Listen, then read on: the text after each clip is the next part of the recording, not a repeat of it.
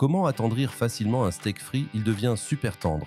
Dans une grande casserole à feu moyen doux, commencez par ajouter 1 cuillère à soupe de beurre non salé, moitié d'oignon moyen coupé en petits cubes et remuez jusqu'à ce que le beurre fonde complètement et que l'oignon se flétrit légèrement. Lorsque cela se produit, ajoutez une carotte moyenne râpée et faire sauter pendant 1 minute.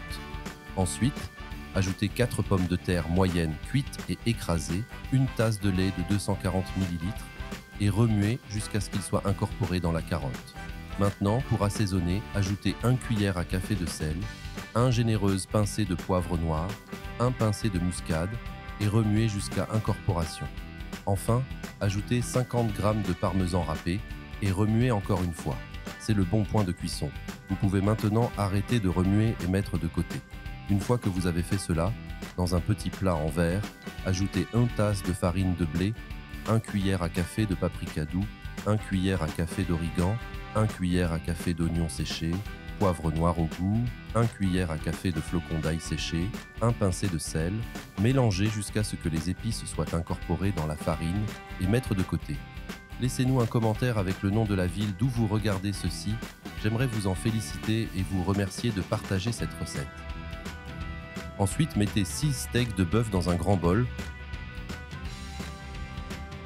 et assaisonnez-les avec 1 cuillère à café de sel, le jus d'un demi-citron vert, 3 gousses d'ail écrasées, 1 pincé de poivre noir, moitié d'oignon moyen coupé en petits cubes et bien mélanger jusqu'à ce que les épices s'incorporent dans la viande.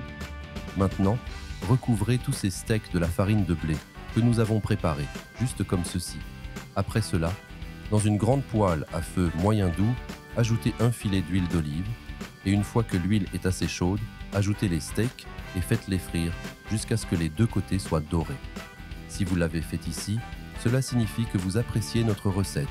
Alors, cliquez sur le bouton partager et partagez cette vidéo avec tous vos amis. Ça ne vous coûtera rien, sauf pour nous, ça fera toute la différence.